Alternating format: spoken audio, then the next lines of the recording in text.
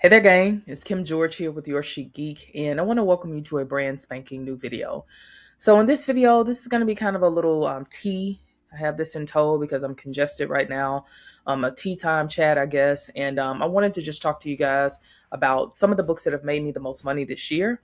And I was looking at my income reports and just kind of looking at how things are going and wanted to see which books have, done the most heavy lifting for me this year as we are getting ready, or I know I'm getting ready to really try to ramp up for Q4. And so I wanted to see, which books again have made me the most money so that I can maybe focus on adding more of those books to my catalog and so on and so forth. So that is what this video is going to be all about. Got the Tupac shirt on. Love me some Tupac. Love Dear Mama. That's one of my favorite songs for those of you who may or may not be fans. And so, I just wanted to talk through this and just kind of peel back the layers here a little bit and just kind of show you guys what is working for me and, some of the other plans that I have. And I will say that I was really surprised, pleasantly surprised at one of my top seller.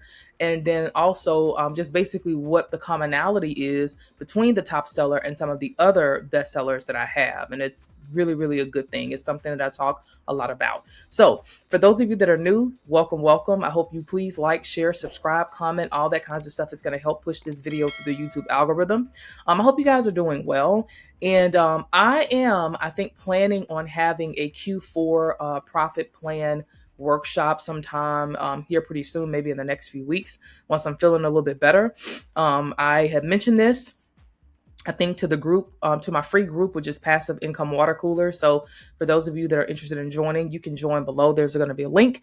But I brought that up to talk, to mention to the group for those people that may be interested and want to learn more about preparing for Q4 and some of the things that you can do. So I'm probably going to be putting that workshop on as a heads up for those of you that are interested. If you are, comment below and let me know. And I will definitely get the link sent out to you so that you can learn more about that. But anyways, let's get off into this where we're going to go through again and talk about the KDP books that have made me the most coin. So let's go ahead and let's dive in. All right, so here is the 2026 book sales overview. Basically, I just kind of organized this by type, and we're going to see the percentages over here to the right of which book type has sold the most. And so we're going to start from 1 and go all the way through 7, and then I'm going to break each one of these down as we get more into this kind of slide deck, okay? So one type of book reigns supreme. As we can see, it made up over 46.7% of all of the sales that I've had so far for this year. And it's I'm pleasantly surprised at this. This is a new book type that I really started putting more emphasis on. And I'm pretty excited of how it's done. Now, as we get more into, like I said, the other book types that have done the best, you really are going to see, and you're not going to believe what they have in common, but I'm pretty excited about that. So, but anyways, book type number 1 is at 46.7%. That means it's made up, pretty much the bulk of my book sales.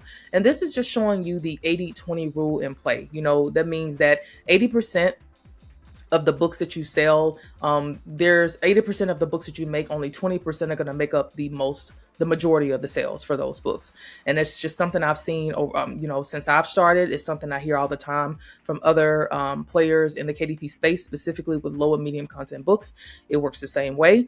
So it's just something that you should know. All right. So book type number 2 is at 24.5%. So it's brought in 24.5% of the sales for this year. Number 3 is at 16.3%. Book type number 4 is at 8%. Number 5 is at 2.1%. Book type number 6 is at 1.7%. And the last book type, which is at number 7, is at 0.6%. So let's go ahead and dive off into, talking more about, what these book types are and what I've kind of gleaned from them. So quick catalog overview. I think I've mentioned this before, but I have around 300 and something books that are published. Now, I don't want you guys to think that these are all like long books and things of that nature. These are not. These are lower and medium content books, meaning there's not a lot of words you have to write. And so it doesn't really take long to put these together, just depending on what is going into the books. So as I mentioned, a small handful of books are doing all of the heavy lifting, or not all, but the majority of the heavy lifting. And that is, again, usually what I see in this business. All right. So let's get into the book type. So book 7 and the book type number 7 that is at the bottom of the list is going to be an activity book for kids. Now, this is one that targets a specific age group.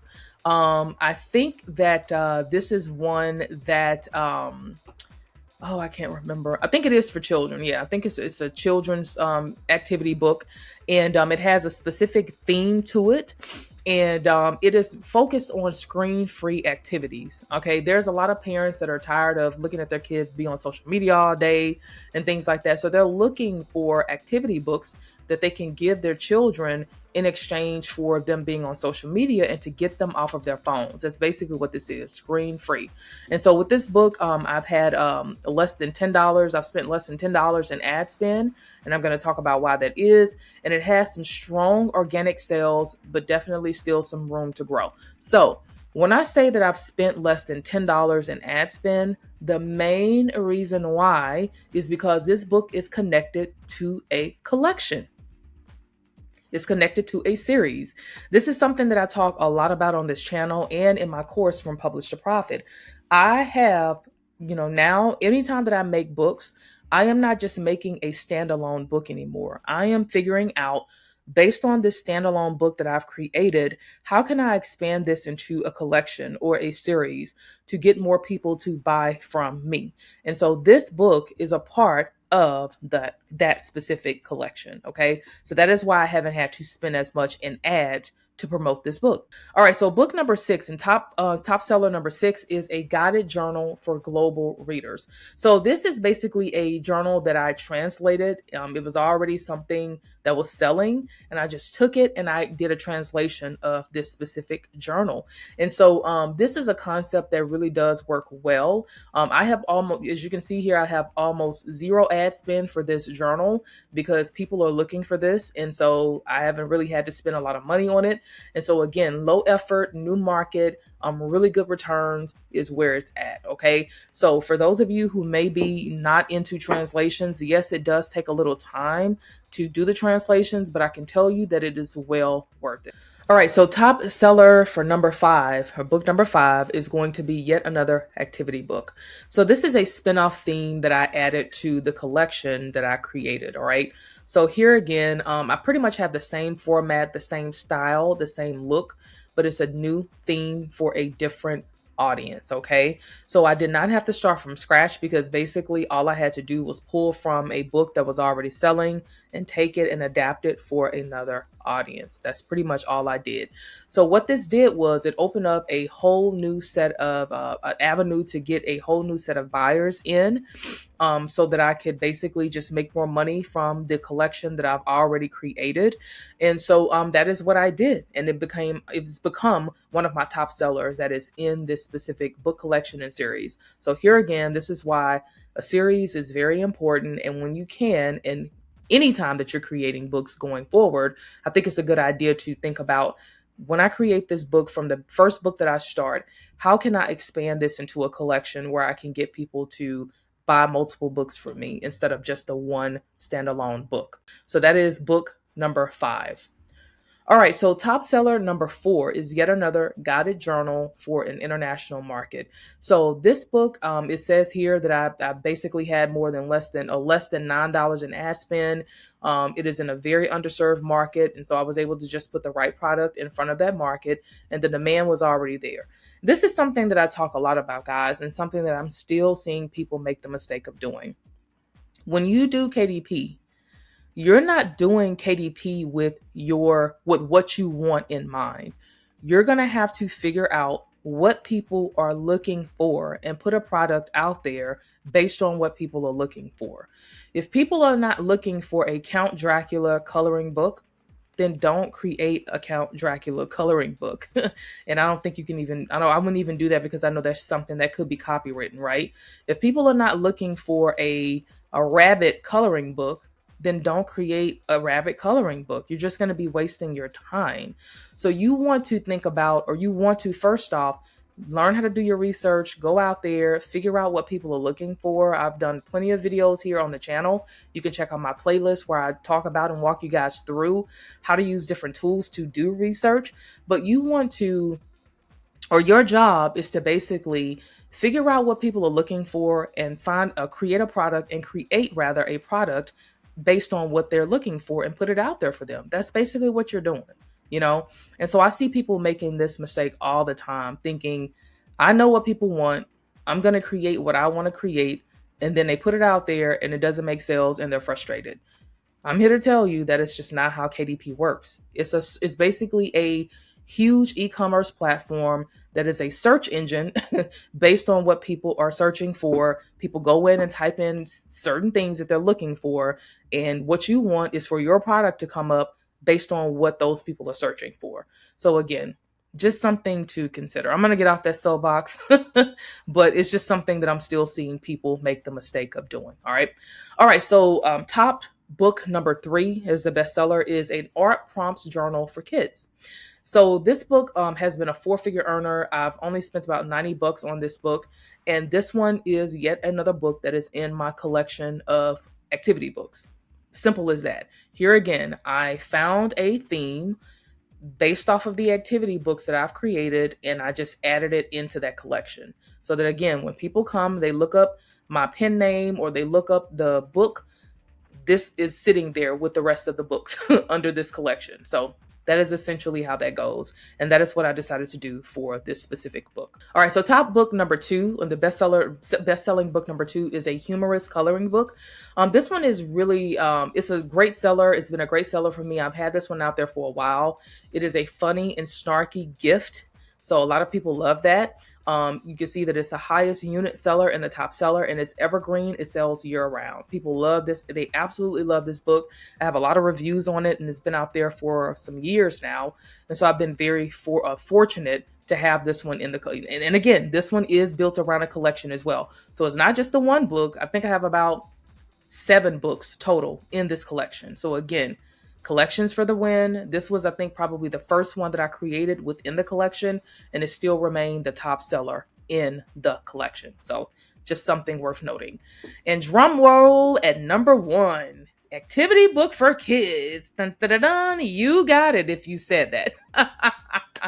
So this is my biggest earner by far. This one is targeting a specific age group and a demographic. And this is what I consider to be my anchor book.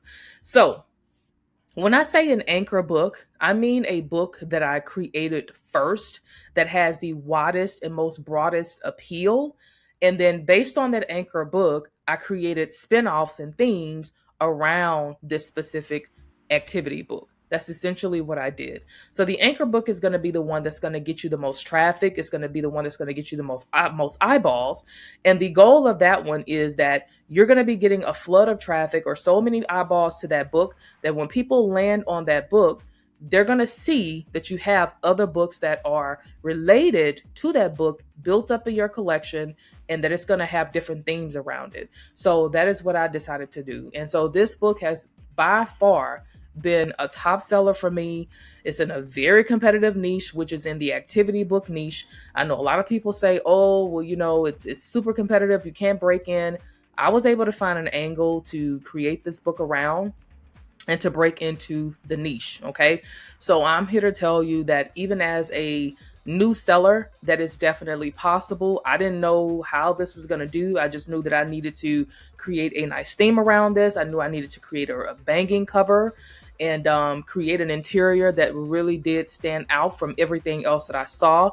And I think I really hit the nail on the head with that. Now, I will say that things were a little rocky when I first started this book. So for those of you who maybe started a book or you created a book and it's not going as well, this actually happened to me for this specific book. When I started it, I kind of was getting some reviews where people were saying, oh, well, this is too young, or this is not appropriate for this audience, not in a bad way, but it's just not fitting for the audience, so on and so forth. And instead of me getting discouraged by that, guys, I took that as constructive criticism and I figured out ways to improve the book. So I probably had to do around 7 iterations of this book's interior before I got it right.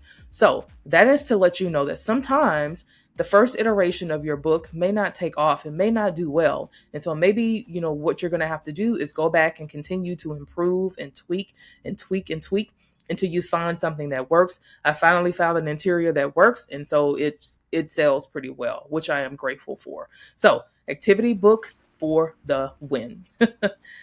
Okay, so let's get into the big reveal. So the collection is equal to epic sales, or a collection.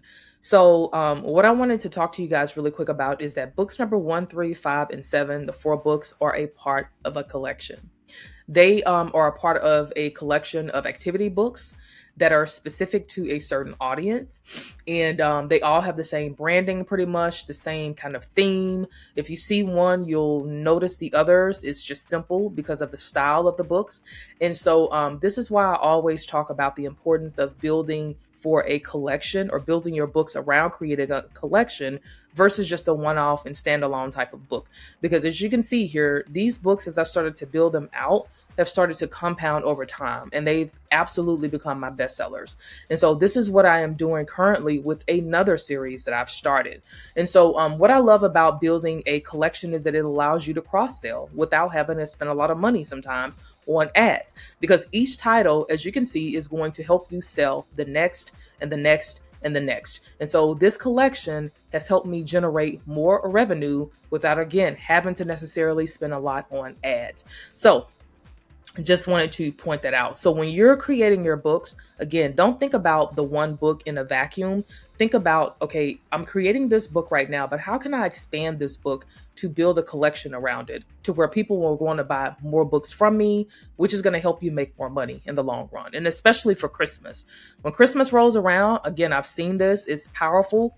When Christmas rolls around, gang, when people see the one book that they like, they're more than likely to get multiple books from you. So I'm telling you, really focus in on dialing in the ability to make a collection of books when you're selling your books versus just the one book. So I just wanted to bring that up to you guys. All right. So key takeaways right here in, what's happened so far with the books that have sold the most is, number one, collections outperform standalone books any day of the week.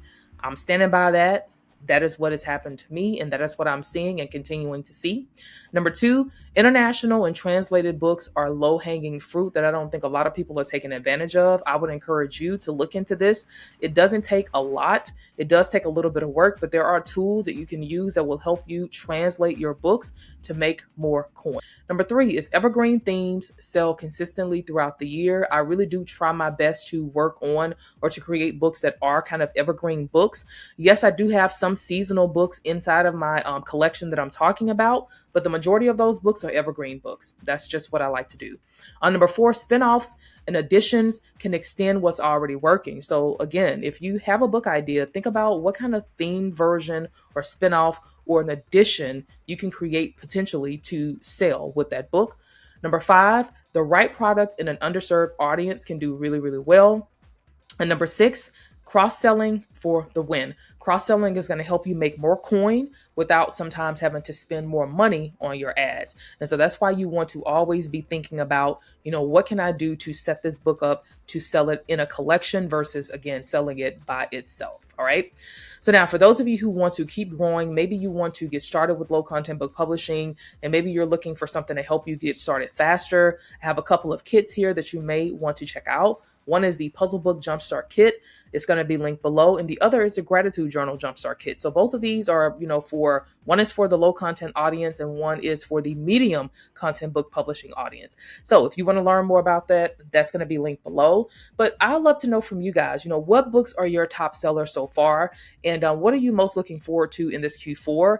And again, I'm going to start doing more videos, I think, to kind of talk more about Q4 because, I don't think it's wise to wait to the last minute to start getting your books ready for Q4. You want to be working on that now so that when Q4 hits, it's just kind of like a snowball effect. Okay. And now for Q4, if you don't know what that is, it is the last months of the year, the last quarter of the year, which is October, November, and December. It's like the biggest selling time of the year. So you want to set yourself up to where people are going in and, you can really make a lot of money in that time. All right. So anyways, thank you guys so much for watching, and I'll see you guys in the next video. And I'm going to continue enjoying my tea. All right. Yeah, that. All right. Bye guys. I'll see you in the next video.